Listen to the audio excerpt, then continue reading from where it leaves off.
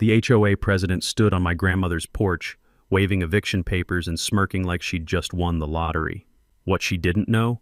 I owned the lake she was staring at, and the only parking lot her precious neighborhood could use. I'm Ezra, and 3 months ago I thought I was about to lose everything my family built. This woman, Brenna Caldwell, had decided my rustic cabin was an eyesore that didn't belong in her perfect little community. She gave me 72 hours to pack up and leave the home my grandmother left me, or face legal action. But here's the thing about bullies. They never do their homework. And Brenna, she picked the wrong fight with the wrong family. What would you do if some power-hungry neighbor tried to steal your family's legacy? Drop your revenge ideas below. And where are you watching from? I bet your HOA horror stories are just as wild. Share them in the comments. Let me take you back to where this war started. 2 years ago, I inherited my grandmother Opal's lakefront cabin after she passed at 91. This wasn't some fancy vacation home. It was a sturdy sanctuary built in 1963 from local cedar, where 3 generations of my family had found peace. Opal always chuckled and called it her worthless swamp land, winking like she was sharing the world's best inside joke. I used to think it was just her humble way. Turns out grandmother was playing chess while everyone else was playing checkers. After my divorce imploded my corporate life, I traded my downtown consulting office for remote tech work and actual sanity. The cabin sits on what the tax records claimed was 2.3 acres of pine forest and marsh. Every dawn brought the haunting call of loons echoing across mirror-still water.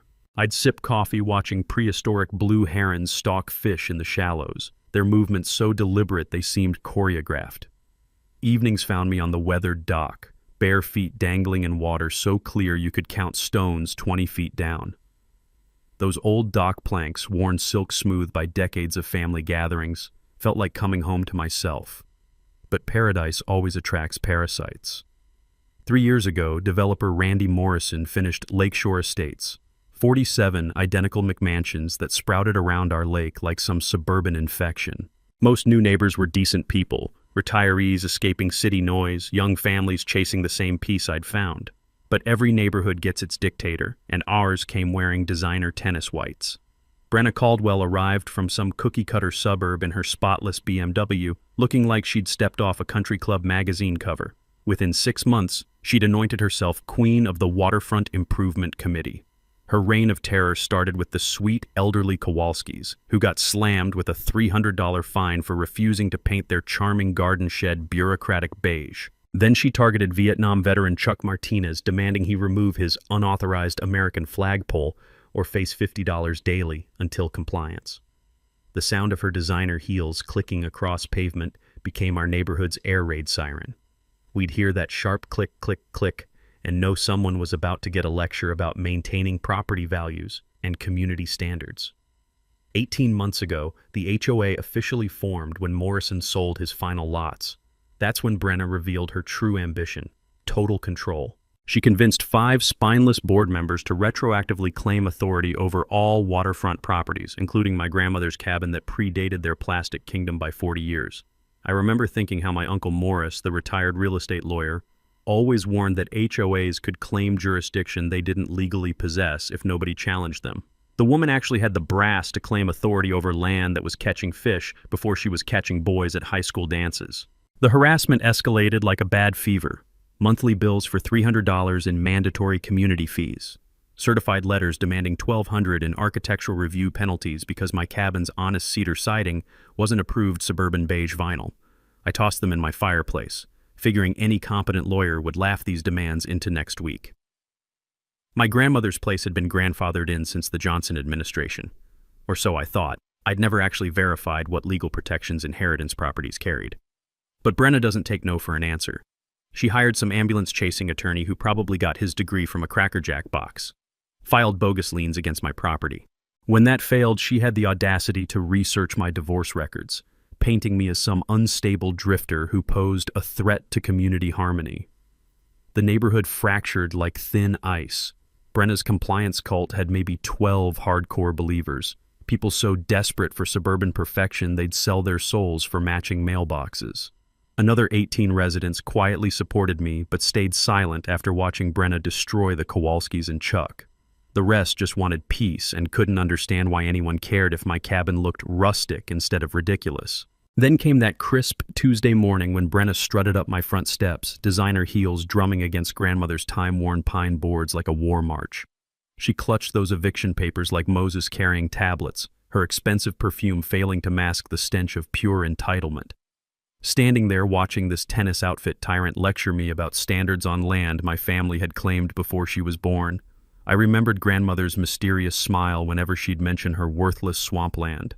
Time to discover what she'd really left me. The next morning, I stood in my kitchen watching Brenna's BMW gleaming in what everyone assumed was the community parking lot, sipping coffee that tasted like liquid vengeance. This woman had seriously underestimated who she was messing with.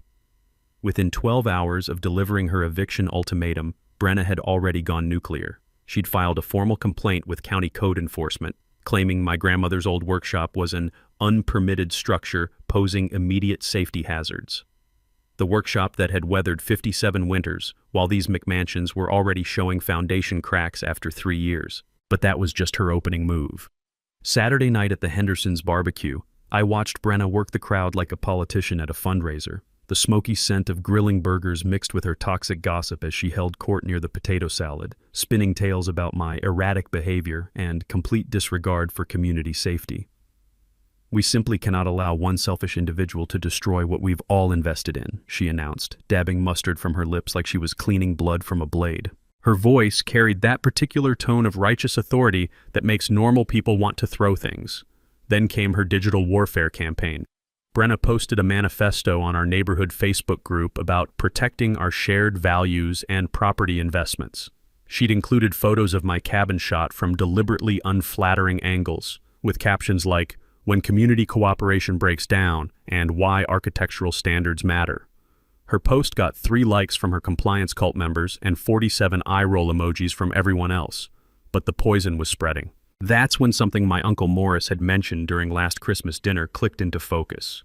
He'd been telling stories about property law cases, mentioning how old waterfront properties often carried legal protections that most people never bothered to research. "Smart property owners always verify their rights before surrendering to bullies," he'd said, raising his whiskey glass. "Knowledge is the best weapon against injustice." Monday morning found me in the county courthouse basement, surrounded by the musty perfume of decades-old files and the fluorescent hum of bureaucratic purgatory. I was hunting for something specific, any legal protections my grandmother's property might carry that could trump Brenna's manufactured authority. Dorothy, the filing clerk who'd been sorting deeds since the Carter administration, became my archaeological guide through layers of property history. "Honey, most folks never look past their tax records," she said, pulling thick folders with the efficiency of someone who'd done this dance 10,000 times. "But old waterfront properties, they're like vintage wine. Sometimes they get better with age." What I discovered made my heart race like I'd struck gold. My property carried something called established riparian rights, dating back to the original 1891 homestead patent. These weren't just abstract legal concepts. They meant my family held special privileges regarding water access that couldn't be overridden by newcomer regulations or HOA demands. Even better, every structure on my land predated current zoning by decades, protecting them under grandfather clause provisions that made them legally untouchable. But here's where Dorothy dropped the real bombshell that changed everything. "Sweetie, this legal description is interesting," she said, squinting at faded ink through her reading glasses. "Your property line extends much further east than what's showing on modern tax maps. See this notation here? It references a 1962 boundary survey that includes an additional 200 feet of land area." My blood turned to ice water as the implications hit me. "What's 200 feet east of my cabin?" Dorothy smiled like she was delivering the world's best Christmas present. "According to this, it would include that gravel parking area your neighbors use. The one everyone thinks belongs to the community." The mini twist hit like a lightning bolt. Brenna had been threatening to evict me from my own property while her entire neighborhood trespassed on my land daily. I photocopied every document with shaking hands, my mind racing through the possibilities. If these boundaries were accurate, every single car in that community parking lot was sitting on my private property, including Brenna's precious BMW. Uncle Morris's law office still smelled like leather chairs and 40 years of legal victories when I burst through his door an hour later. His weathered face lit up as he spread my documents across his desk like a general planning the perfect battle. "Ezra, my boy," he said, adjusting glasses that had seen 3 decades of David versus Goliath fights. "Your grandmother was even smarter than I thought. This Brenna character just picked a fight with the wrong family." He traced the property lines with his finger, decades of experience reading legal descriptions like sheet music. "If these boundaries are accurate, your HOA problem just became their parking problem. But we need an updated survey to confirm this before we drop any bombshells." Driving home past that parking lot, watching Brenna's BMW sparkle in the afternoon sun on what might be my land, I couldn't stop grinning. She wanted to play legal hardball with my family's legacy. Game on. Brenna didn't waste time licking her wounds. By Wednesday morning, she'd called an emergency HOA meeting for Friday evening, complete with official notices slapped on every mailbox like eviction warrants. The agenda read like a declaration of war, addressing non-compliant properties and immediate community safety concerns. But her real masterstroke came Thursday afternoon when she launched a door-to-door propaganda campaign, her designer heels clicking across driveways like a metronome of manipulation. I watched from my kitchen window as she worked the neighborhood with military precision, clipboard clutched like a weapon, selling fear to anyone desperate enough to buy it. "We need to show unity," I heard her tell the Petersons, her voice dripping that artificial sweetness that makes your skin crawl. "If we don't act decisively, property values will crater. Do you really want your retirement nest egg destroyed by one selfish holdout who thinks rules don't apply to him?" By evening, she'd collected signatures from 23 households supporting immediate and aggressive legal action to protect our shared investment. The acrid smell of neighbor versus neighbor warfare hung over our little paradise like smoke from a house fire. That's when I decided to stop playing defense and start hunting for ammunition. Grandmother's basement had always been forbidden territory during family visits, stuffed with what she dismissively called old paperwork and ancient history. But grief makes you brave, and impending eviction makes you desperate. I descended into that cedar-scented time capsule armed with nothing but a flashlight and the growing certainty that Opal had been hiding something important. The woman had been a record-keeping savant. Every property tax bill since Kennedy was president, every permit application, every scrap of correspondence with county officials, all organized in chronological perfection inside boxes that smelled like vanilla extract and decades of careful storage. But it was the cedar chest tucked in the corner, locked tighter than Fort Knox, that made my pulse quicken. Inside lay buried treasure that would change everything. The original 1962 property survey, hand-drawn with surveyor's precision and signed by someone named Harrison Pike. This wasn't just any boundary map. This was the master document used to carve my great-grandfather's sprawling homestead into smaller parcels. And according to these measurements, my property didn't end where 47 families assumed it did. My heart hammered against my ribs as I traced the eastern boundary line with a shaking finger. The property extended exactly 247 feet beyond what modern tax maps showed, swallowing a kidney-shaped chunk of land that included every square inch of gravel where the entire neighborhood parked their cars. The revelation hit like cold lake water in winter. For 3 solid years, I'd been watching mass trespassing every single morning without realizing it. Every BMW, every minivan, every work truck that crunched across that gravel lot was sitting on my private property. But 60-year-old surveys might not survive modern legal scrutiny without professional backup. Friday morning found me begging Dylan Pike, Harrison's son who'd inherited the family business, to squeeze in an emergency boundary verification. "Dad always said that homestead division created some interesting complications," Dylan told me, loading GPS equipment that looked like it belonged in a NASA mission. His weathered hands moved with the confidence of someone who'd been settling property disputes since he could hold a measuring tape. "Original surveys like yours often reveal surprises that got buried when counties went digital in the 90s. 3 hours later, Dylan's space-age equipment confirmed what grandmother's faded ink had claimed. My eastern boundary sliced straight through the heart of community parking. "This is bulletproof," Dylan announced, downloading coordinates that would detonate Brenna's little kingdom. "Your property line cuts right through that parking lot. I'd estimate about 15 prime spots sit entirely on your land, plus the main entrance access road." The mini twist exploded in my brain like a firework. Brenna had spent weeks collecting signatures demanding my eviction while her entire army of supporters committed daily trespassing on my property. But Dylan wasn't finished dropping bombshells.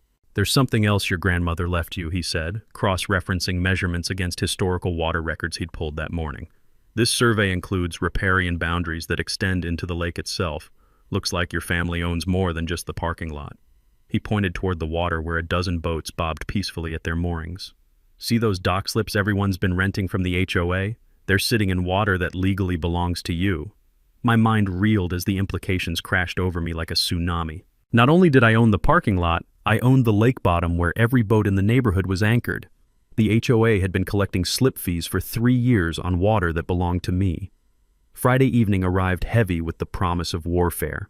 The community center crackled with tension as 42 residents squeezed into folding chairs, the air thick with nervous energy and burnt coffee.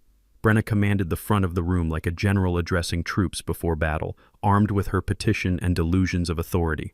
"Tonight, we take our community back," she declared, her voice carrying the kind of righteous fury that starts crusades. I sat in the back row, grandmother's survey burning like dynamite in my lap, watching this woman orchestrate my destruction while literally standing on my stolen land.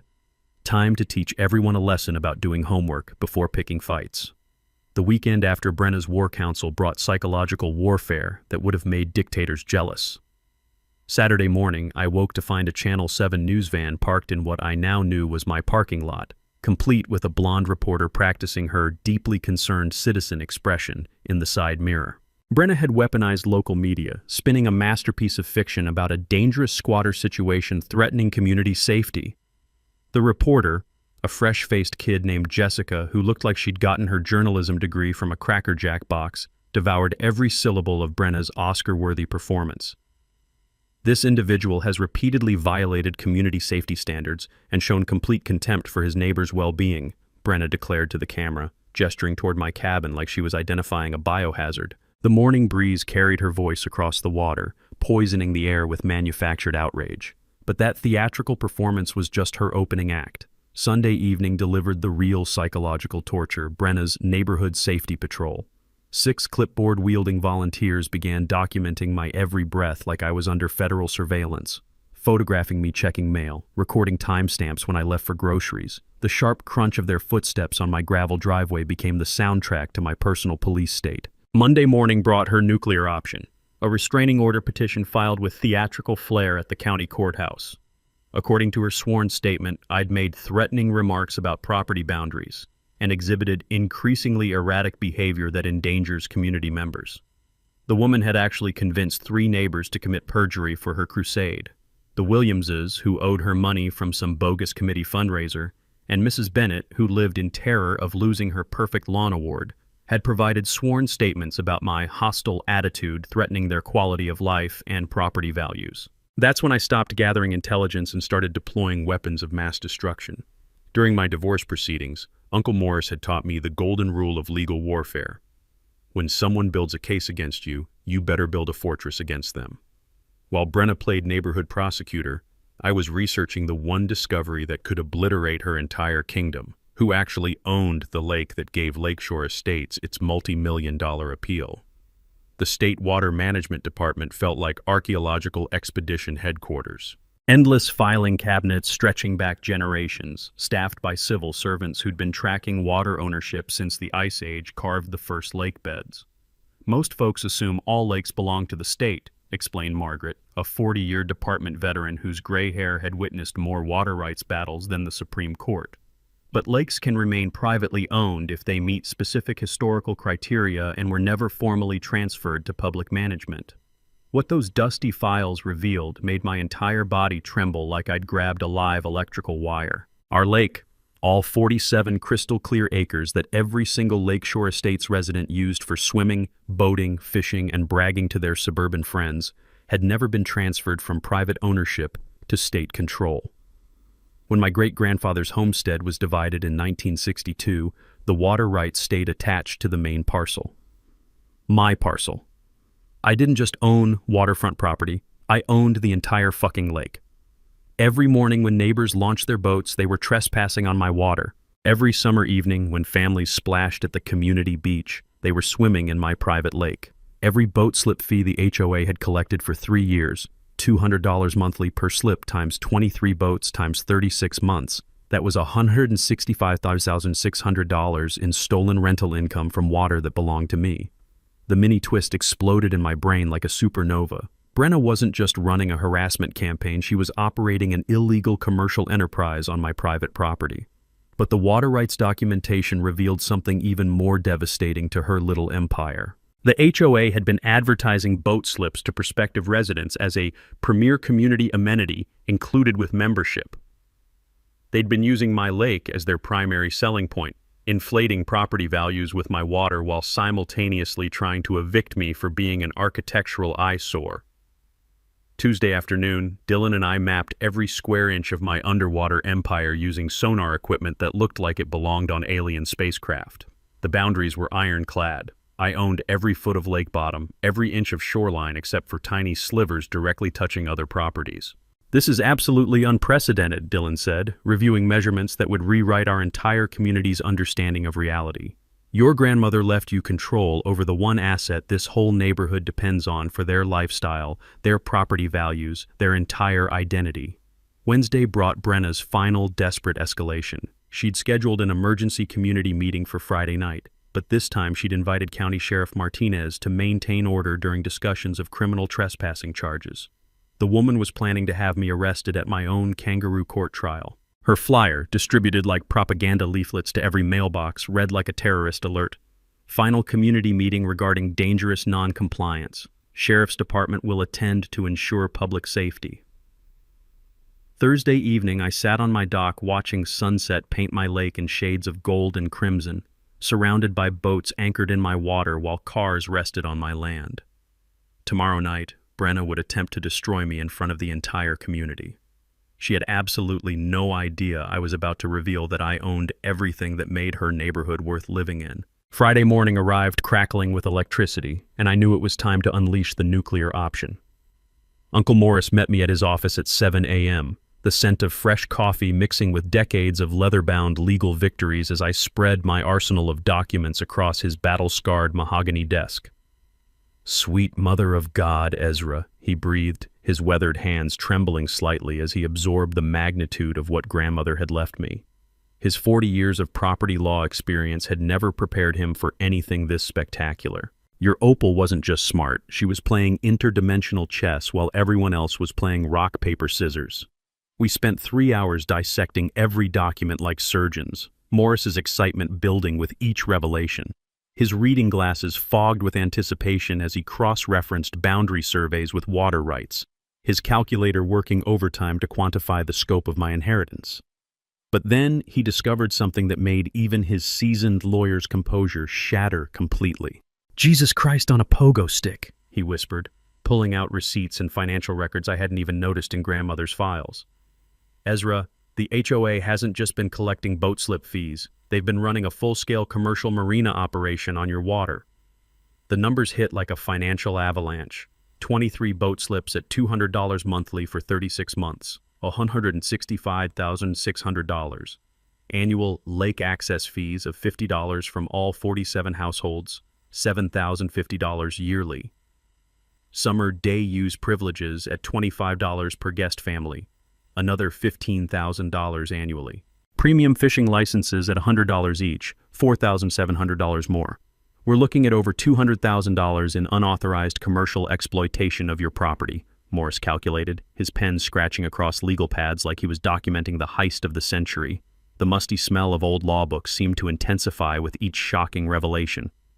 In legal terms, that's not just trespassing, that's conversion, unjust enrichment, commercial theft, and potentially criminal fraud. The power dynamic shifted so violently I could feel reality rearranging itself around me. I wasn't some defenseless victim fighting eviction. I was a property owner who just discovered 3 years of systematic theft by an entire community that didn't even realize they were thieves. But Morris was just getting warmed up. "There's something even more devastating," he said, spreading property tax records across his desk like a general planning the perfect siege. "Look at how every single house in Lakeshore Estates has been assessed for tax purposes." His finger traced columns of numbers that told an incredible story of community-wide deception. Every property in the development had received substantial tax reductions for being classified as lakefront community residences with shared water access privileges. The county had been giving residents collective tax breaks worth hundreds of thousands of dollars based on their assumed legal right to use my water. Your neighbors have saved roughly $300,000 collectively in property taxes over 3 years because the county believed they had legitimate lake access, Morris explained, his voice rising with the thrill of discovery. But that access was never legally granted. It was just assumed when the development was platted. The revelation struck like lightning splitting an oak tree. Not only had the HOA stolen massive rental income from my property, but every single neighbor had been fraudulently receiving tax benefits based on water access they had no legal right to claim. I wasn't fighting one delusional HOA president. I was sitting on evidence that could expose an entire community's unwitting participation in tax fraud and property theft. "Here's our battle plan," Morris declared, his strategic mind shifting into full warfare mode. "Tonight, we let Brenna hang herself with her own rope. Then we drop the parking lot bombshell. But we save the lake ownership revelation for the nuclear option, only if she refuses to negotiate reasonably." He leaned forward, 4 decades of David versus Goliath battles gleaming in his eyes like distant lightning. "Because once we reveal you own that lake, everything changes forever. Every property value, every tax assessment, every boat slip, every summer barbecue, it all becomes subject to your personal approval." The crushing weight of that responsibility settled on my shoulders. I could obliterate every property value in the neighborhood with one legal filing, or I could use this leverage to build something better for everyone. Grandmother hadn't just left me property, she'd left me the power to reshape an entire community's destiny. The next 6 hours felt like preparing for the legal equivalent of D-Day. Uncle Morris transformed from sleepy, semi-retired country lawyer into a strategic war general, his cluttered office becoming mission control for what he kept calling the most beautiful property rights revenge story of his 40-year career. "Listen up, soldier," Morris barked, pulling out his ancient Rolodex that looked like it had survived 3 wars and a nuclear apocalypse. "We're not just fighting one delusional HOA president tonight, we're establishing a new community power structure. This requires precision, witnesses, and enough legal firepower to make the Supreme Court weep with joy." The acrid smell of fresh ink and nervous excitement filled his office as our first recruit arrived. Dylan burst through the door with surveying equipment that could measure property lines to spacecraft precision, his weathered face glowing with the anticipation of someone about to witness legal history. "I've staked your visible boundaries with orange flags bright enough to be seen from orbit," Dylan announced, spreading official maps across Morris's desk like a general planning the perfect siege. "Anyone driving into that parking lot tonight will see exactly where their trespassing begins. No wiggle room, no confusion, no excuses." But Morris had recruited an even deadlier weapon. Sarah Bennett, his old environmental law colleague, arrived carrying a briefcase that probably contained enough water rights precedents to flood a courtroom. Her smile suggested she lived for exactly these kinds of legal demolition projects. "Private lake ownership cases are rarer than unicorn sightings," Sarah explained, her voice vibrating with the excitement of someone who'd found the holy grail of property law. "When someone controls an entire lake in a residential community, it creates leverage that can reshape everything. You don't just own water, you own the foundation of everyone's property values and lifestyle dreams." Then Garrett knocked on Morris's door, and everything got exponentially more interesting. My quiet neighbor from 3 houses down had been conducting his own surveillance operation that would have impressed the CIA. His garage workshop smelled like sawdust and righteous anger as he revealed boxes of evidence that made my discoveries look like amateur hour. "I've been documenting Brenna's corruption for 8 months, Garrett said, pulling out folders organized with military precision that made my heart race. Financial records, recorded threats, photographs of trespassing incidents, even phone recordings of her admitting to inflating legal costs and skimming HOA funds for personal expenses. The evidence was devastating. Brenna had been claiming her BMW lease payments as community transportation expenses. Her country club membership was filed under professional development for HOA leadership. Last month's supposed $2,400 emergency legal consultation had actually cost the HOA $800, with Brenna pocketing the $1,600 difference. "She's been treating the HOA treasury like her personal ATM," Garrett continued, his quiet voice carrying the cold fury of someone who'd been watching injustice for too long. "I estimate she's embezzled over $15,000 in the past year alone." My chest tightened with a mixture of rage and anticipation. Brenna wasn't just a power-hungry neighbor, She was a common thief who'd been stealing from everyone while playing innocent victim. Morris orchestrated our battle strategy with the precision of someone who'd spent decades turning David into Goliath slayers. I would present the parking lot evidence first, shocking but not nuclear. Sarah would handle water rights law explanations in terms neighbors could understand. Dylan would provide real-time GPS demonstrations that couldn't be argued with. Garrett would document everything while keeping corruption evidence in reserve. Remember the golden rule of legal warfare, Morris coached as we rehearsed our presentation. We're not there to destroy people. We're there to establish justice and offer solutions that benefit everyone except the criminals. The moment we appear vindictive, we lose the moral high ground that makes victory inevitable. During my crash course in property law that afternoon, I'd learned things that every property owner should know, but most never discover. Old properties often have boundaries that differ significantly from tax records. Always get actual surveys, not assumptions. Water rights can be privately owned even when everyone assumes they're public.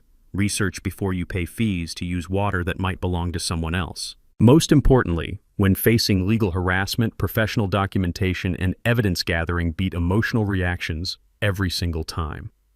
Sarah had researched market rates that would make our settlement offer irresistible. We'd propose parking at $25 monthly per household, below market rate. Lake access at $100 annually per family, an absolute steal. Boat slips at $75 monthly, incredibly generous compared to private marina rates. Your proposal needs to be so reasonable that refusing it makes Brenna look like a psychopath, Sarah advised, running calculations that would make everyone winners except corrupt officials. By 6 p.m., our legal army was locked and loaded. Morris would demolish their authority with property law. Dylan would prove boundaries with GPS precision. Sarah would explain water rights in plain English. Garrett would record everything for potential criminal proceedings. The evening air crackled with electricity as I drove toward the community center, my truck loaded with documents that would detonate Brenna's little empire. Tonight, 47 families would discover who actually owned the paradise they'd been fighting over. Brenna had wanted to destroy my family's legacy with fake legal authority. Time to show her what real legal research looked like. The weekend before our final showdown brought escalation that crossed every line of human decency. Brenna had clearly decided that if legal intimidation wouldn't work, she'd try destroying my reputation and sanity instead. Saturday morning, I discovered she'd hired a private investigator, some sleazy ex-cop named Rick who drove a dented Honda and smelled like cigarettes in desperation. I caught him photographing my cabin from the tree line, probably hoping to find evidence of code violations or dangerous living conditions he could report to the authorities. "Just doing my job, buddy," Rick said when I confronted him, his tobacco-stained grin revealing the moral flexibility that makes private investigators perfect weapons for people like Brenna. Public property, public photography rights.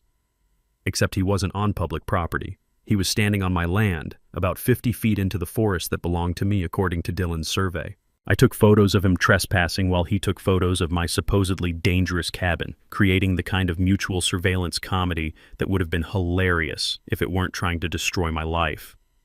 But Rick's amateur detective work was just the appetizer for Brenna's main course of psychological warfare. Monday brought a visit from the city's code enforcement officer, a tired-looking bureaucrat named Pete, who clearly didn't want to be there. Brenna had filed a complaint claiming my cabin posed immediate health hazards to the surrounding community because of allegedly failing septic systems and unsafe electrical modifications. Pete spent 2 hours crawling around my property with testing equipment, checking every outlet, inspecting every pipe, measuring every structural beam. The thorough inspection that Brenna had hoped would condemn my cabin instead proved it was built to standards that exceeded most modern homes. "Ma'am, I found 0 violations," Pete told Brenna over the phone while standing in my driveway, his voice carrying that special tone government employees use when they're tired of dealing with crazy people. "This property is actually in better condition than most houses half its age. Please don't file any more frivolous complaints. We have real safety issues to address in this county." Brenna's fury at this setback manifested in her most desperate move yet. Tuesday evening, she organized what she called an emergency community safety meeting at her house, inviting the 23 boat owners to discuss protecting their investments from an unstable individual who threatens everyone's property values. The warm glow from her living room windows and the sound of worried voices created an atmosphere that felt like a lynch mob planning session. Through Garrett's intelligence network, he'd befriended several reasonable neighbors who attended Brenna's meetings as double agents. I learned she was spreading rumors about my mental stability and potential for violence. She'd twisted my divorce records into a narrative about dangerous instability and claimed my refusal to comply with HOA demands proved I was potentially unstable and capable of property destruction or worse. "She's basically painting you as the neighborhood psychopath," Garrett reported Wednesday morning, his quiet voice heavy with disgust. "She told everyone you've been making threatening phone calls and talking about destroying property values for revenge." The smear campaign was working. Several neighbors who'd previously been neutral started avoiding eye contact when I checked my mail. Mrs. Patterson hurried her grandchildren inside when I walked to my dock. Even Chuck Martinez, the veteran who'd been targeted by Brenna's harassment before me, seemed hesitant to wave his usual friendly greeting. But while Brenna was busy poisoning minds, I was quietly preparing nuclear weapons she couldn't even imagine. I'd installed security cameras around my property perimeter, hidden among trees and under eaves where they could document every trespassing incident, every threatening gesture, every moment of harassment. The high-definition footage of neighbors parking on my land, walking across my boundaries, and using my lake access created an ironclad legal record that would demolish any claims about who was violating whose rights. Dylan had spent Tuesday afternoon conducting what he called forensic surveying, using GPS coordinates to document every single car that parked on my property during peak usage hours. The data was devastating. 43 vehicles regularly trespassed on my land, including Brenna's BMW, which occupied the same premium spot every single day. But my secret weapon was the quiet alliance I'd been building with reasonable neighbors who were getting tired of Brenna's increasingly unhinged behavior. Sandra Thompson, whose husband worked construction and recognized quality building when he saw it, had started asking questions about Brenna's claims. The Kowalskis, still bitter about their own harassment, were documenting everything Brenna said and did. "People are starting to see through her act," Sandra told me during a chance encounter at the grocery store Wednesday evening. When someone claims every problem in the neighborhood is caused by one person, reasonable people start wondering who's really causing the problems. Thursday brought Brenna's final desperate gambit before our showdown. She'd convinced the sheriff's department to attend Friday's meeting by claiming I'd made verbal threats against community members and might become violent when confronted with legal consequences for my actions. Sheriff Martinez, a no-nonsense law enforcement veteran who'd probably dealt with more real criminals than Brenna had seen in movies, agreed to attend primarily to ensure nothing got out of hand. But his presence would also legitimize whatever happened at the meeting, making it officially witnessed law enforcement business. As Thursday evening descended with the weight of approaching battle, I sat on my dock watching boats bob peacefully in my lake while cars rested silently on my land. Tomorrow night, 47 families would discover who actually owned everything they thought gave their neighborhood its value. Brenna had spent 2 weeks trying to destroy my reputation and mental health before having me arrested for crimes I didn't commit. She had no idea I was about to prove she'd been committing crimes for 3 years. Friday morning arrived with the ominous weight of an execution day, and Brenna had clearly decided to deploy every weapon in her arsenal for maximum psychological destruction before the evening's final battle. At 7 a.m., I discovered her masterstroke. She'd attempted to have me arrested before the meeting could even happen. Sheriff Martinez stood on my front porch holding a complaint warrant, his weathered face wearing the expression of someone who'd been dragged into neighborhood drama against his better judgment.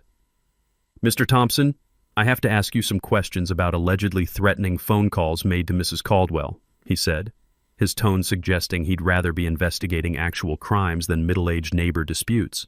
"She claims you called her house Tuesday night making statements about destroying everything she's worked for and making her pay for what she's done." The accusation was pure fiction, but brilliant in its simplicity. If I'd actually made those calls, they could arrest me before the meeting and paint me as an unstable criminal. If I hadn't made them, which was the truth, it still planted seeds of doubt about my mental state and potential for violence.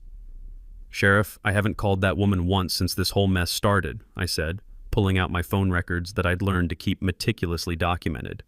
"You're welcome to verify that with my phone company, but I think you'll find Mrs. Caldwell has a history of making claims that don't match reality." Martinez examined my call logs with the thoroughness of someone who'd learned to separate truth from hysteria through decades of police work. "These records show no calls to her number, ever." "Ma'am," he said into his radio, "the complaint appears to be unfounded. We'll proceed with the meeting as scheduled, but I'll be present to ensure things stay civil." But Brenna's fabricated emergency call was just her opening gambit. By 10 a.m., she'd escalated to bringing in legal muscle that looked like it had crawled out of a television commercial. Her lawyer, a sweaty man in an ill-fitting suit named Bradley Pearson, arrived at the community center early to set up what he clearly believed would be my legal execution. Through the windows, I watched him arranging documents on a folding table like he was preparing for a court trial, complete with a briefcase that probably cost more than most people's monthly rent. His presence was designed to intimidate me into surrender before I could present any defense. But Brenna had saved her most vicious attack for the hours leading up to our confrontation. She'd prepared a slideshow presentation that turned character assassination into an art form, using my divorce records, employment history, and carefully edited photographs of my cabin. She'd crafted a narrative that painted me as an unstable drifter who posed a genuine threat to community safety and property values. This individual has a documented history of conflict with authority figures, her presentation claimed, twisting my refusal to pay bogus HOA fees into evidence of antisocial behavior and contempt for community standards. Photos of my rustic cabin were captioned with phrases like structural neglect and potential safety hazard to neighboring families. The slides even included a mock financial analysis showing how my presence allegedly threatened everyone's property values, complete with fabricated statistics about non-compliant properties, reducing neighborhood worth by up to 20%. But while Brenna was busy preparing my public destruction, I was quietly assembling the evidence that would end her reign of terror permanently. My security cameras had captured something beautiful over the past week. Clear footage of Brenna herself trespassing on my property multiple times to take photographs for her slideshow. Video timestamps showed her walking 50 feet onto my land, past Dylan's bright orange boundary markers, to get the devastating cabin photos she planned to use against me. Even better, Garrett's financial investigation had uncovered the smoking gun that would destroy any sympathy she might receive. Bank records showed she'd been depositing HOA legal fund money into her personal account, then paying lawyers a fraction of what she'd collected while keeping the rest for what she'd documented as administrative expenses. Her corruption ran deeper than embezzlement. She'd been running a protection racket, threatening residents with expensive compliance actions unless they paid inflated fees that went straight into her pocket. Dylan had spent the morning creating a GPS-powered presentation that would demonstrate property boundaries in real time during the meeting. His equipment could project exact boundary lines onto the community center walls, showing everyone precisely where their cars were parked relative to my property line. But our secret weapon was the growing coalition of neighbors who'd finally seen through Brenna's manipulation tactics. Sandra Thompson had organized 12 families who were prepared to support reasonable resolution rather than continued warfare. Even some of Brenna's former allies were quietly distancing themselves from her increasingly unhinged behavior. "She's lost credibility with anyone who thinks logically," Sandra told me during a quick phone call that afternoon. "When someone claims they need sheriff's protection from a neighbor who's never even raised his voice, reasonable people start wondering who's really the problem." As evening shadows lengthened across my property, I watched the last cars arrive at the community center, parking on land that belonged to me while their owners prepared to vote on my eviction. Brenna had spent 2 weeks trying to have me arrested, destroyed, and expelled from the community my family had called home for 60 years. Tonight, she would discover she'd been committing felonies while accusing me of misdemeanors. The reckoning she'd demanded was finally here, just not the way she'd planned it. The community center buzzed with the electric tension of a courtroom awaiting a death penalty verdict. 52 residents packed into folding chairs designed for 30. The air thick with nervous anticipation and the lingering smell of burnt coffee from a pot that had been brewing since morning. Sheriff Martinez positioned himself near the back wall, his presence adding official gravity to what everyone expected would be my public execution. Brenna commanded the front of the room like a prosecutor delivering closing arguments in the trial of the century. She dressed for victory in a crisp navy blazer and her most authoritative pearls, armed with her slideshow of destruction and Bradley Pearson sitting beside her like an expensive legal executioner. "Ladies and gentlemen," she began, her voice carrying the righteous fury of someone about to deliver divine justice. "Tonight we take our community back from an individual who has shown complete contempt for everything we've built together." Her presentation unfolded like a masterpiece of character assassination. Photo after photo of my cabin from deliberately unflattering angles, financial projections showing how my non-compliance threatened everyone's property values, even testimony from neighbors about how my hostile attitude had created an atmosphere of fear and uncertainty. This person has repeatedly ignored legal notices, violated community standards, and shown complete disregard for his neighbor's safety and financial well-being, Brenna declared, clicking through slides that painted me as everything short of a domestic terrorist. We are dealing with someone who believes rules don't apply to him. The room murmured with appreciation for her thorough documentation. Several residents nodded approvingly as she detailed my supposed crimes against suburban harmony. Bradley Pearson smiled like a shark smelling blood in the water. Therefore, Brenna announced with the dramatic flourish of someone delivering a death sentence, I move that this board authorize immediate legal action, including daily fines of $500 until full compliance is achieved, plus recovery of all legal costs incurred by this individual's stubborn refusal to cooperate with reasonable community standards. The motion was seconded immediately, hands raised around the room in support of ending my reign of terror once and for all. Even Sheriff Martinez seemed to be taking notes, probably preparing to discuss criminal charges after the civil matters were settled. That's when I stood up. "Thank you, Mrs. Caldwell, for that thorough presentation," I said, my voice carrying across the suddenly quiet room with the calm confidence of someone about to detonate a nuclear weapon. "I have some information that might interest everyone before we vote on anything." Uncle Morris stepped forward carrying our briefcase of legal ammunition, while Dylan wheeled in GPS equipment that looked like it belonged at NASA Mission Control. The room's energy shifted from certainty to curiosity as residents realized this wasn't going to be the one-sided execution they'd expected. "Before we discuss my alleged violations," I continued, nodding to Dylan, who began setting up his boundary projection system, "I think everyone should know exactly whose property we're talking about." Dylan's equipment hummed to life, projecting precise GPS coordinates onto the community center wall. The display showed an aerial view of our neighborhood with property lines marked in bright colors that couldn't be argued with or dismissed. "According to official county surveys verified this week," I announced as the display showed my property boundaries extending far beyond what anyone had assumed, "my family's land includes approximately 60% of the parking area that this entire community uses daily." Gasps echoed around the room as residents processed what they were seeing. The parking lot they'd been treating as community property for 3 years was mostly my private land. Every single day, dozens of families had been trespassing without realizing it. "That's impossible," Brenna shouted, her composed facade cracking like thin ice. "That parking area belongs to the community. We've been maintaining it for years." "Actually," Uncle Morris said, stepping forward with the gentle authority of someone who'd been winning property disputes since before most of these people were born, "maintaining someone else's property without permission doesn't establish ownership. It establishes trespassing with improvements." But I wasn't finished dropping bombshells that would reshape everyone's understanding of reality. "There's something else you should know," I continued, watching Brenna's face cycle through confusion, anger, and dawning horror. "The lake that gives this community its name, its property values, and its entire identity, according to state water management records, that's privately owned too." The room fell completely silent except for the hum of Dylan's equipment and the sound of 47 property owners realizing their paradise might not be what they thought it was. "Every boat in that water, every swimming party, every fishing trip, you've been using my family's private lake for 3 years while your HOA collected fees for access to water that belongs to me." Sheriff Martinez straightened up, suddenly very interested in the legal implications of what he was witnessing. Bradley Pearson looked like he was calculating how quickly he could distance himself from a client who'd just been exposed as either incompetent or fraudulent. "Every boat slip fee you've paid," I announced, looking directly at Brenna, whose pearls seemed to be choking her. "Every lake access charge, every dollar you've spent for the privilege of using this water, you've been paying the wrong people." The mic drop moment arrived with devastating precision. "Mrs. Caldwell, you've been trying to evict me from property I own while running an illegal commercial operation on a lake that belongs to me."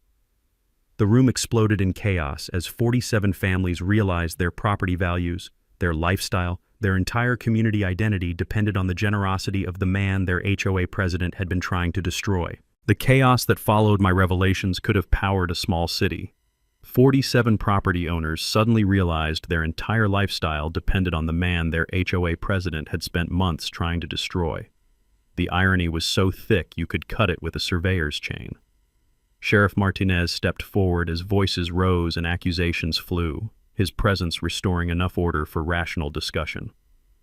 Folks, let's focus on solutions instead of blame, he said, his voice carrying the authority of someone who'd mediated more neighbor disputes than a daytime television judge. Brenna sat in stunned silence, her carefully constructed authority crumbling like a sandcastle at high tide. Bradley Pearson was quietly packing his briefcase, probably calculating how to avoid malpractice charges for representing a client who'd been unknowingly operating an illegal commercial enterprise. That's when I offered the olive branch that would transform our entire community. I know this is shocking news, I said, addressing the room with the calm confidence of someone who held all the cards but didn't want to play solitaire. But I'm not interested in revenge or destruction. I'm interested in creating something better for everyone. Uncle Morris distributed copies of our proposed community agreement, terms so reasonable that refusing them would make anyone look insane.